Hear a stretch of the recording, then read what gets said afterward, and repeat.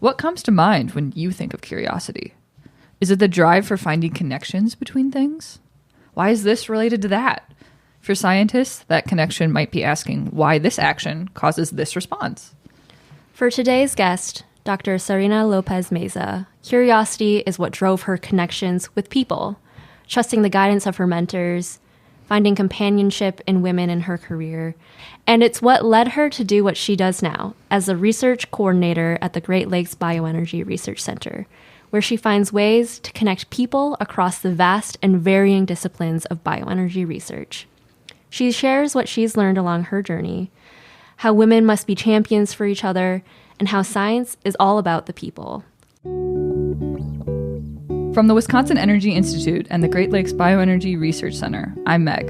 And I'm Michelle. And you're listening to Propelling Women in Power, a podcast about the careers of women in energy at the Wisconsin Energy Institute on the UW-Madison campus and our sister institution, the Great Lakes Bioenergy Research Center. Let's dive in with Dr. Sarynna Lopez-Meza. I am Sarynna Lopez-Meza. My pronouns are she and her. And I work as a research coordinator for the Great Lakes Bioenergy Research Center, where I do support for the integrated systems modeling and the bioenergy crop productivity and microbiome teams. What would you say is the most exciting part of the work that you get to do? The most exciting part of my work is getting to interact with researchers from various disciplines. I'm an engineer, and I just find it fascinating to just get to talk to people from agronomy and microbiology and plant biology, just on a regular basis. And on top of that, I'm from Mexico. The area where I'm from in Mexico is not a very diverse area. I think that's changed, but we didn't get people from a lot of areas of the world.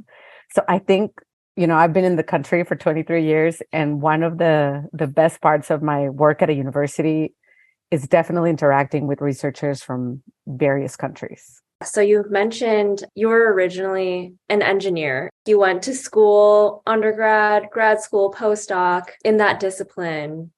Where did that inspiration to go that route first start? And how did you find your way to doing science support, research administration? I think that route just happened. When I was little, if you had asked me what I wanted to do, I would have told you I wanted to be an architect. I really, I'm a good drawer. I have a good sense of space. But at the time, my parents are both doctors. My dad's a pediatrician and my mom is an OBGYN. And so, it was never a possibility that you wouldn't go to college. Like, college was a given. That's what you do after high school. And so I would say, I want to be an architect. And now, this is Mexico in the late 80s, early 90s. It's a very male-dominated field, architecture. At least in Mexico, it was at the time. Because as an architect, you are the one dealing with the construction people for like houses and stuff. And so I remember having a conversation with my dad about, are you really going to be constructing, like planning houses, or are you going to be doing interior decoration, which is, fortunately or unfortunately, if that's what you want to do, that's great. But at the time, that's what a lot of female architects ended up doing. And that's not something I wanted to do. So in talking with some of my parents' friends, we concluded that maybe engineering, chemical engineering was a good, very general major for me to do. I could always focus on other things. And that's, I liked math. I was good in chemistry. And at the time, I also thought I wanted to do food engineering.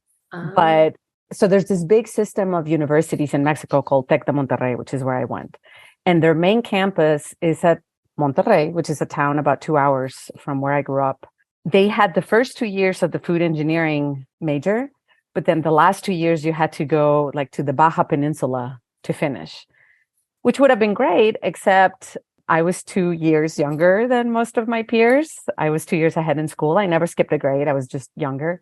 So I started college like shortly before turning 16. I'm the oldest. So I don't think my parents were very keen on just letting me, take off that far away.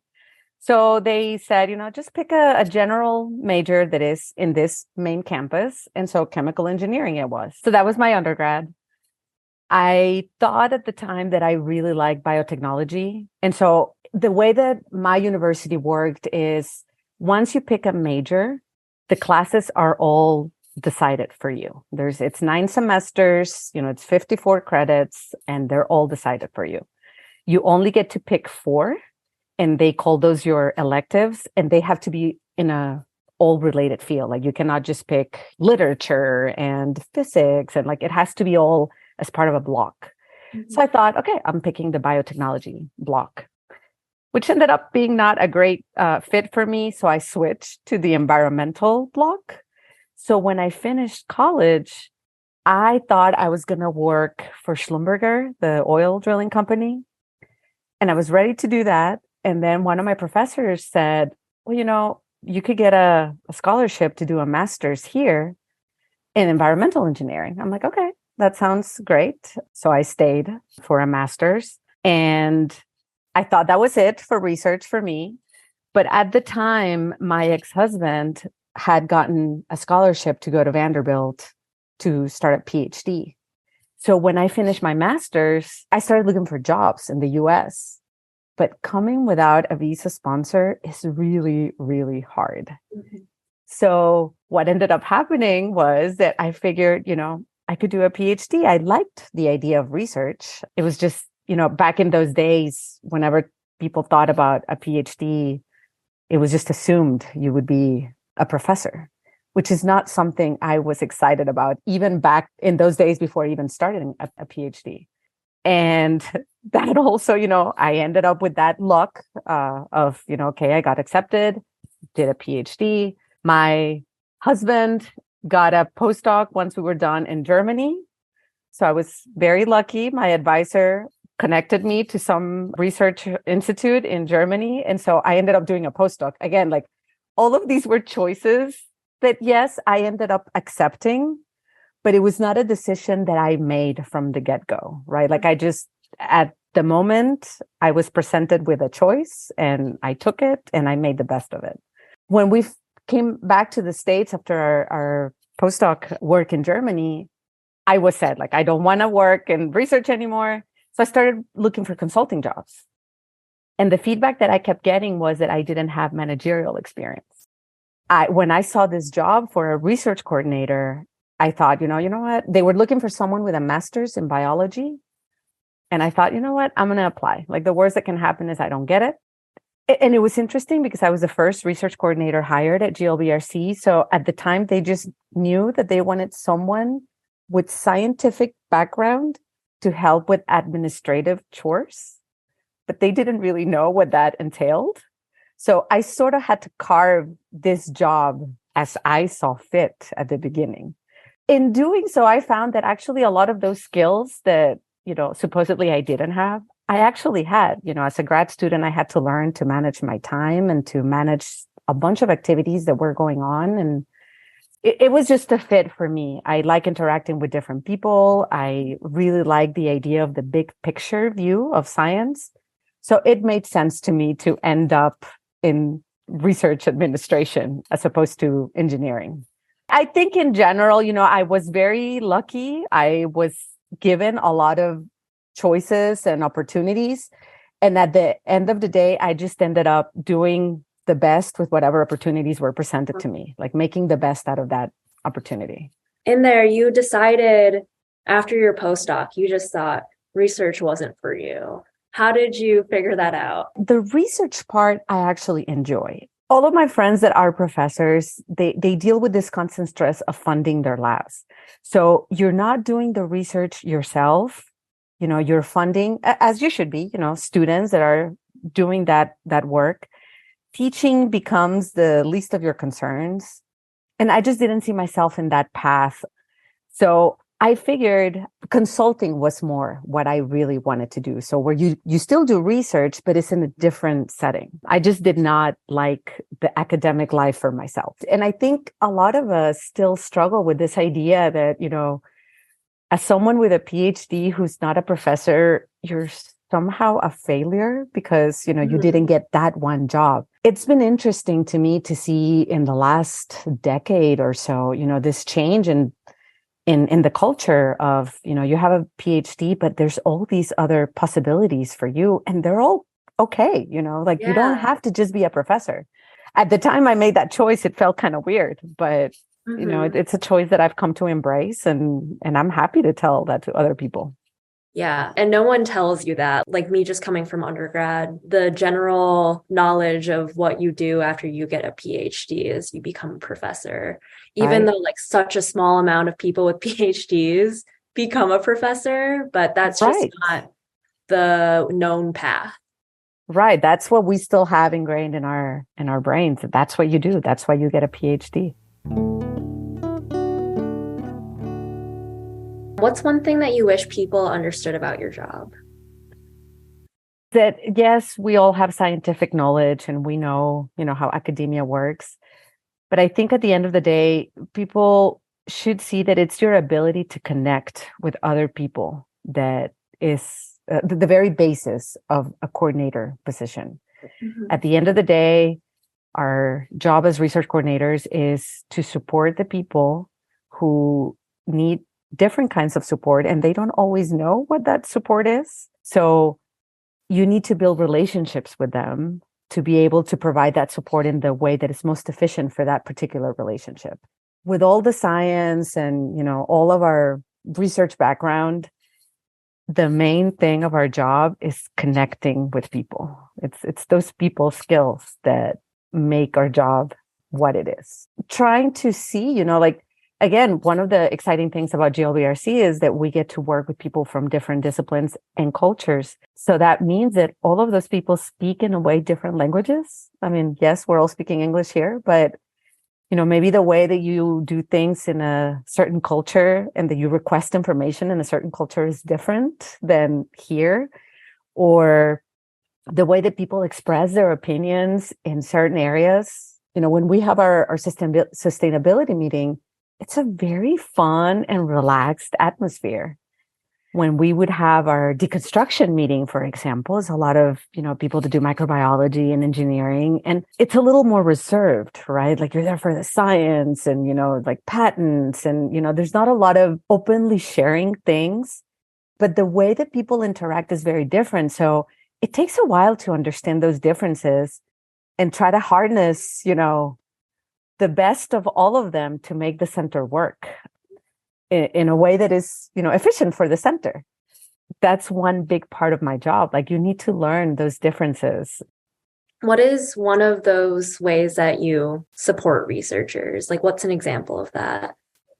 For example, every year we have to write a report to the Department of Energy, which is our funding agency. In this report, we give, a progress report of what we've done in the past year. And when DOE gets this, it reads as one document that was created by one center, and it has to read in a certain voice that, it's just one voice. In reality, each team is various labs in different institutions written by different disciplines. And so each person writes their own part the way that they know how to write. For us, that means combining those ideas and then doing a draft of a document that reads as if, one big picture person wrote it. That's one thing. When we get our quarterly reports that we do internally, it's our job as research coordinators to flag issues, awareness issues that, a lab maybe had, and to bring them to the team lead, and just awareness that, maybe give suggestions based on whatever little we might know or whatever much we might know about the issue, suggestions to the team leads on ways to communicate to make this better. Because we're spread out, there's 2 research coordinators at Michigan State and 2 at the University of Wisconsin-Madison. We deal with different labs, so we can identify if maybe things are doing similar stuff in different institutions and get them to connect. We are the first take of all the publications done in our team, so we can support our team leads by saying, this is a cool publication, we should highlight this, or do you know that so-and-so is working on this? I don't know. In a way, it seems like minutia, but it's the minutia that makes the center feel like a whole. Yeah, you guys are like the links in the web. Right, right. I mean, that was the original title of our job, was supposed to be a research support coordinator. So you went to grad school at Vanderbilt, and going to school, what was that like as a woman and an international student? It was an interesting time to be a woman and an international student, for sure. It was the first time that I had been in the US outside of Texas. That should be stated. And it was the South, which, it's each part of the US has its own culture. And the South, in general, is a little more conservative. And I was very excited. It was growing up in Mexico, the US is always this place where people are super open-minded and way more advanced. And so for me, it was very exciting. But at the same time, once I got to Vanderbilt, I was accepted in the program, but at the time, the department made a decision to not give me a stipend or healthcare coverage or access to the education credit to deduct my tuition, payment from my taxes. And I realized that, in a way, looking back, it was clear discrimination, which was a big eye opener for me. Here I was coming to this country, which, is super advanced compared to Mexico. And I was dealing with the same things. To add insult to injury, I thought it was very interesting because, I was thinking about it. And when I started chemical engineering back in Mexico, one of the big first chemical engineering classes we had in our first semester was taught by a woman. Her name is Veronica Patiño, and she's still, a professor there in Mexico. And, you could see there was a woman that could be an engineer, and, she was successful in everything. My chemical engineering class was half women as well. So I was used to being surrounded by women. And at the time that I started Vanderbilt, I think the way that the department back then was set up, it was more of an old boys club. So it was a little weird to be thrown into that, initially. Even when I was in my master's back in Mexico, I was roommates with two other women that were getting a master's in environmental engineering. So I had always been surrounded by engineers, women engineers. And suddenly, it's all men. There was not a single female professor in that department at the time.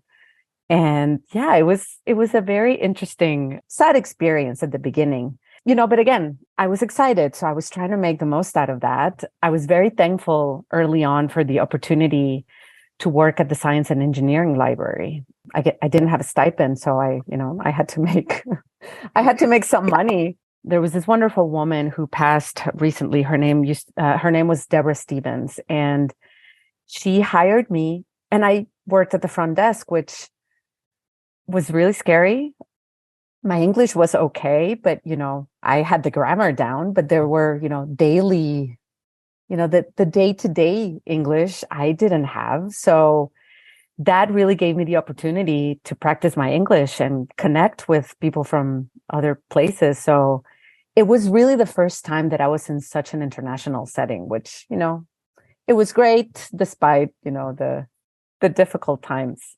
I remember, being terrified because I had to answer the phone. I was at the front desk. And when people would call to ask directions for the library, it sounds so silly now, but I would get nervous on describing, how to cross a street, how to describe, walking on campus, on the sidewalks on campus, but again, I chose to, this is a great opportunity to practice my English, and let's do this. Right. You saw the silver lining and everything. Yes. I mean, I feel in general, you have to, otherwise it can be a very sad place. Looking back, back then I just didn't see a lot of people making noise about things. And again, I remain so grateful that I was given this opportunity, right? Mm-hmm. I didn't see it in myself to speak up about these things. And this is all when I started, like the very first semester. After my second semester, we got a new chair who became my advisor. And I mean, he was a wonderful mentor to me. He took me in, he was horrified to know that I didn't have a stipend. So I quickly became his research assistant. He believed in me. I didn't have to teach or be a TA. I had a research assistantship, but he wanted me to have a whole experience as a doctoral student, in case I did decide to go and be a professor. So he gave me the opportunity to teach his class, fluid mechanics, 2 summers. When he would travel, which was a lot, he was the chair, I would go and teach his class. So that also gave me the opportunity to teach. He was wonderful. His name is David Cawson, and I'm eternally grateful to have been his student. It was thanks to him that I connected with a woman that ended up being my boss for my postdoc research in Berlin. Mhm. And he was a wonderful mentor. Yeah, that's what a good mentor can do for you, like give you those opportunities, give you those connections. Complete, and the understanding as well. After my second year, I actually got divorced from my husband at the time. And at the time I actually considered just going back to Mexico. What was I doing here? I was not interested in getting a PhD that much. And I was like, am I really going to go back without a PhD and a marriage? I remember one time, he came into the lab and I'm there crying. He had a lot of empathy. And, he encouraged me to stay and give it my best shot. I was here. I could continue doing this. He was there for me. So it is amazing what a difference a mentor can do for you.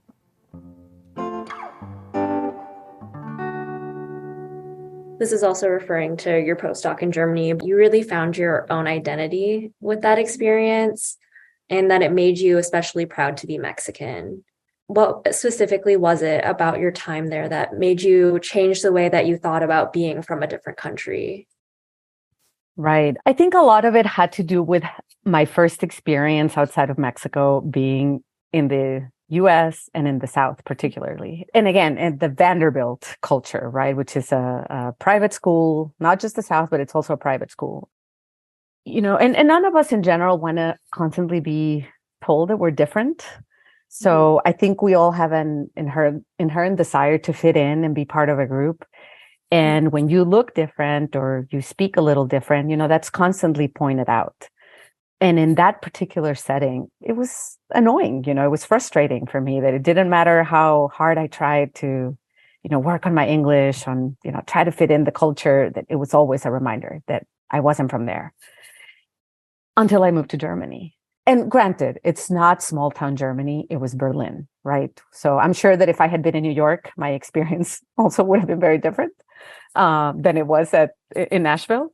But it was Berlin, and it's a mix of all these cultures. And you learn that, the value of all the different cultures, and you can learn something from all the cultures. So when we came back from Germany, I was very proud. I was more than being very proud. I think I was no longer interested in fitting in. Like, I had found myself. I was proud of who I am.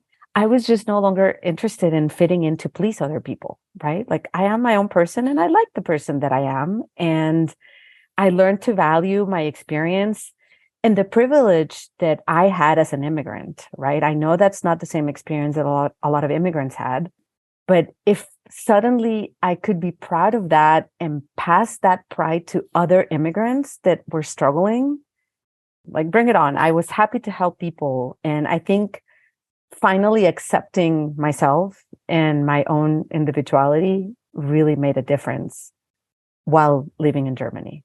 And to live in a place like Berlin, right, that also had been divided, and, they were all Germans, but their own differences pointed out. And, just to learn from all those cultures, I think eventually made it very easy for me to finally accept, yes, I'm Mexican, I'm different, and that's okay.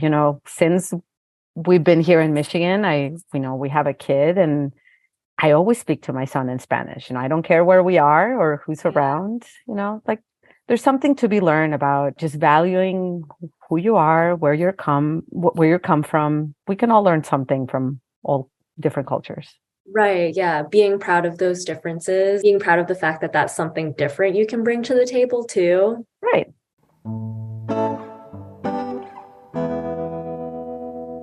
as a society, there's an uneven expectation between men and women when it comes to work-life balance, especially with parenting and, like the heteronormative context. Women are expected to do most of the caregiving. And on top of that, there's still an expectation to excel at work in their social life because women, can have it all with quotations. And, it's apparent in the media. We always ask women only, what's your kid doing right now? Or like, how do you balance it all?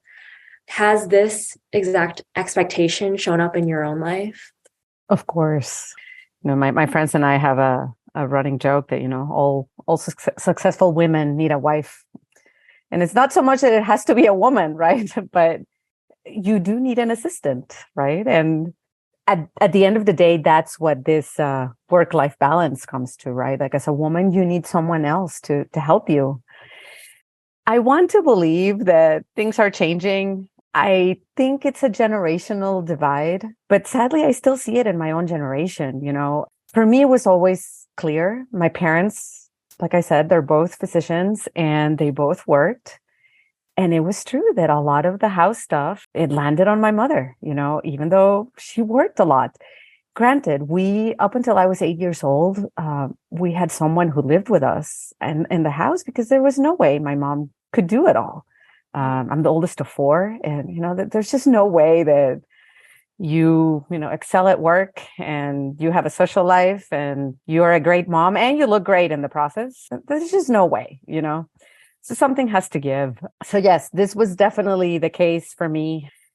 My husband and I, we're very open about that discussion. When I talk to my parents, my family and my friends in Mexico, there's always this talk about how my husband helps at home. That the key word being helps. Like, no, he doesn't help. He lives here, right? Like, just like I live here. We both do our work, our share in the house. And my husband is great for that. But it is true that I know that's been an issue. We still have that issue. At the end of the day, you as the mom are expected to deal with your kids. And I think at the end of the day, it has to be the person that has the more flexibility in their workspace. Mm-hmm. I am incredibly privileged that my work allows for that flexibility. I can work from home at times. And so, yes, it was, it fell on me.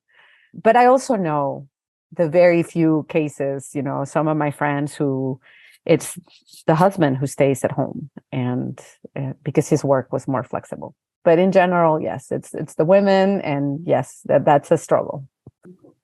Yeah. And it was something like the pandemic. Maybe these things were talked about, but nothing was so in your face about how different the expectations were. Yes. All of a sudden you had to work full time, but you were also the daycare and, the play date planner. Suddenly, when the pandemic started, my child for 6 weeks didn't have any work sent from school, nothing. And this started at the time that is the busiest of the year for me. I'm the research coordinator that plans. I'm the chair of the planning committee for our annual science meeting at GLBRC. So it was at the time where I suddenly had to pivot from an in-person meeting to a virtual meeting. Mm-hmm. So I'm dealing with the most stressful time of my work while my kid is at home with nothing from school. And my husband's work is deemed essential, which means he has to be in his office at all times. So, maybe you have a pity party for a day. And then I immediately created workstations in our dining room. Looking back, it's insanity that we were, pretending that life was normal. It wasn't. So it was insane. I think the pandemic really revealed just how much we depend on flexible parents, which, tend to be mothers, on childcare. I thought it was funny that a lot of the male professors suddenly were using, their children as reasons why they couldn't do things. And I'm like, women have been doing this for ages. Nobody bats an eye about you being with your child. It's like, oh, how nice of them. And it is nice, how nice that they're finally recognizing this. So I do hope the pandemic, by virtue of being an insane time of our lives, made this clear for people that, Women, we expect a lot of women, and we're not the only sources of childcare. We need better systems. I know some universities have, on-site childcare, but maybe that's something that all universities or workplaces can have. Just easy access to childcare, affordable childcare. We do need these systems in place to be able to have equity, for men and women. It's great to give men time off, when they have kids. It's great that they were making it, an issue, but let's not forget, women have been dealing with that and asking for that for years. Hopefully men, in positions of power that ask for that can be allies for women to get that as well. If they need the same thing, they should realize there's been a demographic that has been struggling all this time. Right.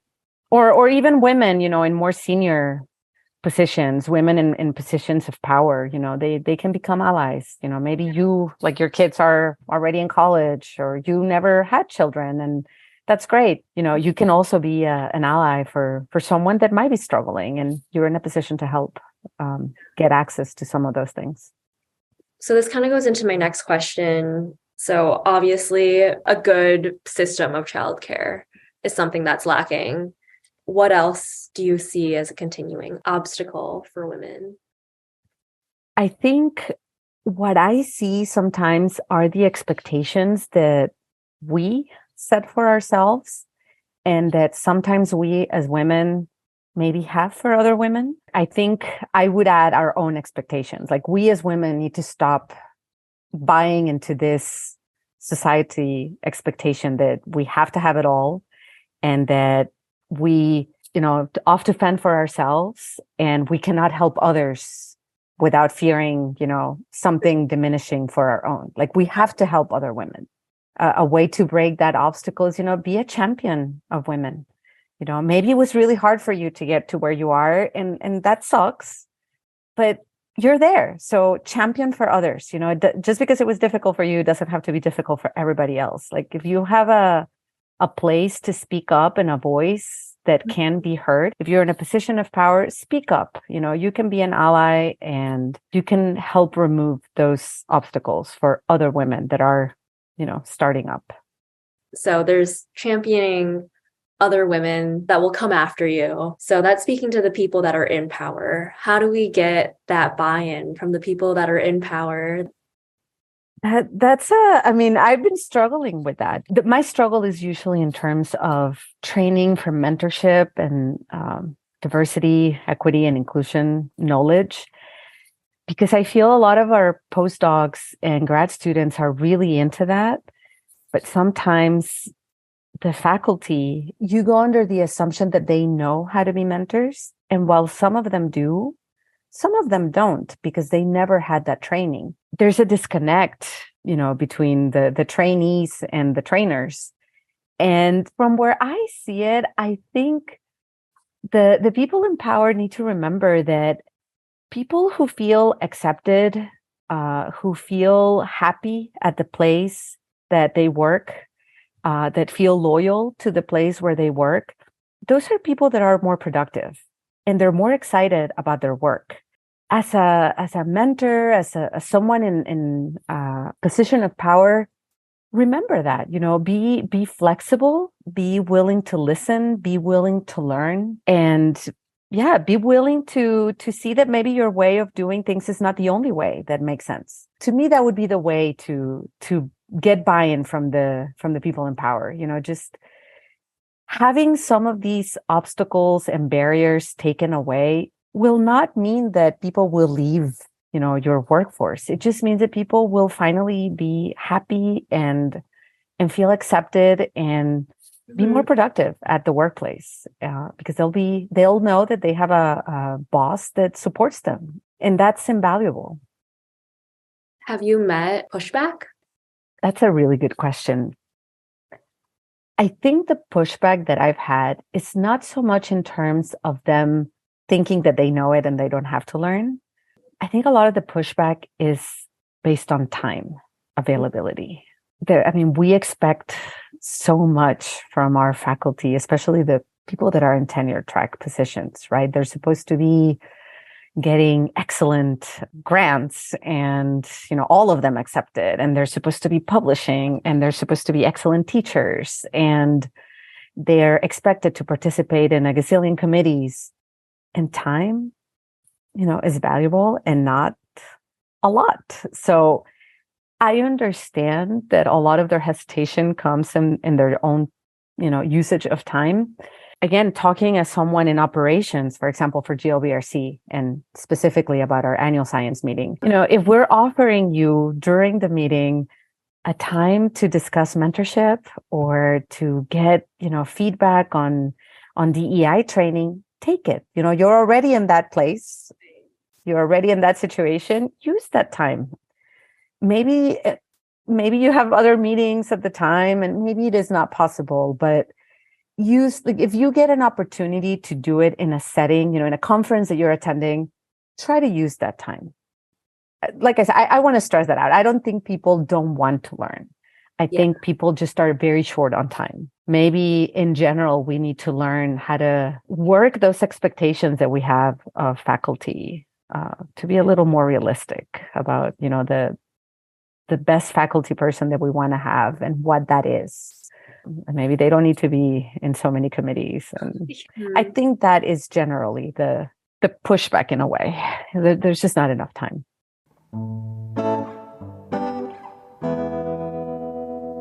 I know you're big on empathy and like networking and being that people connector.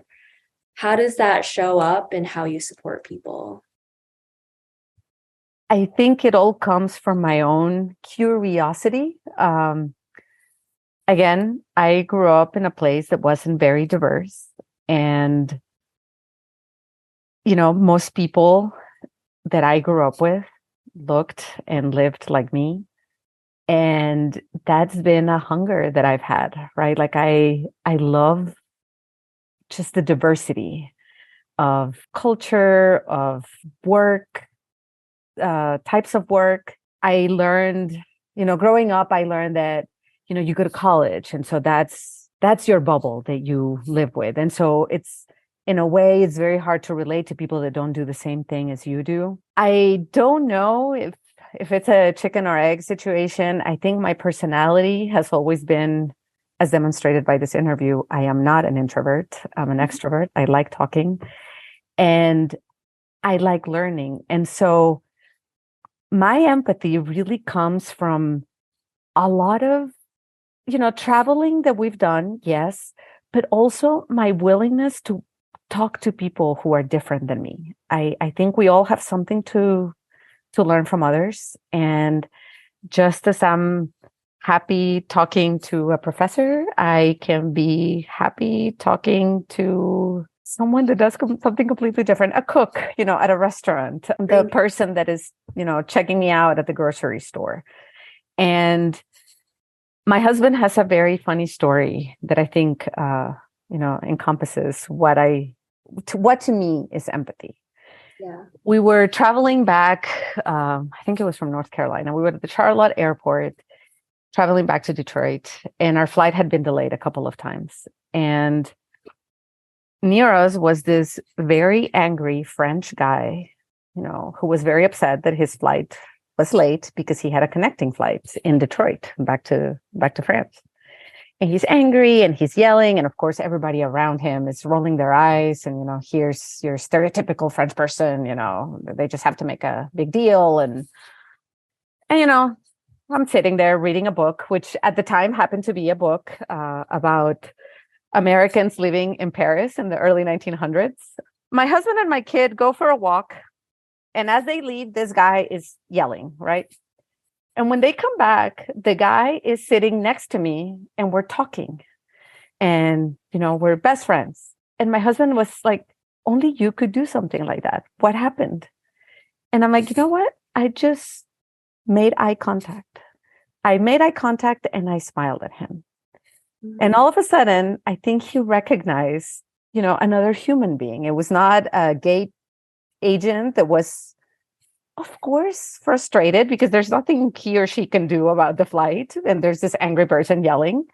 I just connected. Like, And then we started talking about Paris, and he was telling me what he did. He was a sports person that had been in Charlotte to cover the All-Star game. And, I have this book that happens to have a map of Paris. He's showing me where he lives. And at the end of that conversation, I had told him, he could just connect in Detroit. This is how the Detroit airport looks. Don't worry, you'll make your flight. And if you don't make it, there's always Zoom. You can call into your meeting tomorrow morning for work. I had a place to stay in Paris. We're now connected on LinkedIn. But at the end of the day, for me, it's eye contact, right? It's recognizing our own humanity in other people.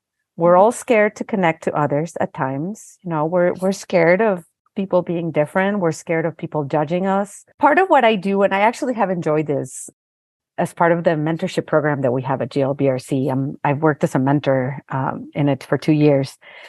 Part of what I enjoy is just encouraging people to really take those leaps of faith. Put yourself out there. The worst that can happen is you don't talk to someone, or, you learn something about yourself. Take the jump, even if it's scary. Put yourself out there. Try to see what other people, are feeling, what their view on things might be. And when people offer you help, take it. People like helping. It makes them feel better. I think oftentimes we feel like, you don't want to owe favors to others, or you might be accommodating other people if you ask, for a favor. So I try to pass that message on as much as I can. If you tell me you need help, I'll offer to connect you to the people that I know. Take my help. And when they offer to help you, take their help. It sounds so simple, but I've seen it in action, through the years, like making connections with people that otherwise wouldn't know each other. I'm myself an example of that. When I finished my PhD, I stayed as a research associate in my department until my husband finished his PhD. And when we came back from my husband's interview in Berlin, we already knew that he was going to take a job there. I cannot stress how lucky I've been in my life. Within a week, my advisor was going to a meeting in Paris where he was meeting the woman that ended up being my boss in Berlin. So he talked to her about me. I could have been scared when we moved to Germany to call her. I didn't know her, but my advisor had told me, she would like to meet with you. Maybe she could offer you a job. It was scary. Yeah. I took the chance, I know a lot of us are really privileged in life, and, it's easy in a way to just disregard that as, yes, you had the privilege, but it takes some effort, to take those opportunities when you're scared and when you don't know the place or the language. I didn't know any German when we moved there, and this is a federal institute. Like, you were supposed to speak German, but I took it. The worst that could happen was, I didn't get the job, and that was it. Same thing here, right? Like, I saw this job and it wasn't something, my background in paper was not something that was needed. Take it, just take the chance. So I really try to, as part of my mentorship, I try to pass that message, simple as it might be, to people. Just take the jump. Just try it. The worst thing that can happen is, you fall and you put yourself up, and then you learn another way to bring yourself up and together. But if it works, then, maybe it's an opportunity that you didn't know you had. Or it's a good story. Or it's a good story, right? You met somebody else that was different than you, and that's always great. Knowing all you know now, what advice would you give to your younger self? I think I would tell my younger self that it is okay to be different, that, you should embrace your uniqueness, and you are appreciated, and you bring value to a place as you are. And all the things that will happen to you will make you be the person, that finally accepted itself. Yeah, it's okay to be different. And, you'll come at some point to be the part of the puzzle of this life that you were meant to be. And it's okay. One day people will appreciate that same encouragement, that they'll see you and know that, you learned this, so they can too. It's okay to be different. Meg, were there any big things from my conversation with Sarynna that jumped out to you? One of the big things that jumped out was the part where she talked about the issues that faculty members face with time pressure, specifically for dedicating time to training for mentorship and DEI. And I think this is underdiscussed and a big issue why top-down change from like faculty level down for DEI is not occurring at the rate that everybody thinks it should be. Basically, we stress professors so much for time and for funding and for interviewing and for doing the research and teaching and grading that we don't give them enough time or set aside time for going to trainings about mentorship and about DEI. Mm-hmm. Like giving faculty structured time, paid structured time for some sort of training on mentorship and DEI could help solve the problem. Yeah, like this whole issue, I think, really brings up that we need to restructure the roles that faculty are responsible for. And what you were saying about setting aside paid time for faculty to go to these trainings, to, invest their time in engaging in DEI initiatives, making it part of the hiring process, like hiring people that will care about these initiatives and making that a priority. Mm-hmm. And there's so many things that faculty have to do. Someone said it's like running a small business. Like, how do you put DEI initiatives on the important and urgent part of the matrix? And maybe part of it is reevaluating what the metrics for success as faculty are. Obviously, the grants, the publications, they're going to be a part of that. But things like how you treat your lab group, your mentees, what you might do in service of others. And like there's a ton of research on this that women faculty usually do more of that work anyways, like serving on committees and doing outreach. And another thing I wanted to point out, she mentioned how she felt really excluded when she first came to the US. Mm-hmm. She, was afraid to like express where she came from and be proud of that. Mm-hmm. But it was her experience being in like the melting pot that is Berlin. There's a lot of diversity there that made her proud of her Mexican heritage. And I think that her experience is just another example of why, and it seems so glaringly obvious, diversifying spaces and, having a inclusive culture is so important. She didn't feel like she belonged, so she was like more down on herself. You're not going to work as well. You're not going to be as happy. And people are going to be, I think she mentioned this, more productive when they're happy. Yeah. They're going to be more open to discussion. They're going to be better coworkers. They're going to want to go to work every day. Yeah, it makes sense that you'll feel psychologically safer and more open to contribute when you see that there are all kinds of people around you succeeding. It nixes that imposter syndrome in the bud. Yeah, so I really love those points that she brought up today. Mm-hmm. And that's our show for today. Thank you to everyone listening in and to our guest, Dr. Sarynna Lopez-Meza, Research Coordinator at the Great Lakes Bioenergy Research Center. This episode was produced by Michelle Chung and Meg Riker. We'll see you next time on Propelling Women in Power. What is your superpower? My superpower is that I can get up really early and function. Now, I think the best question is what I would like my superpower to be. Yeah.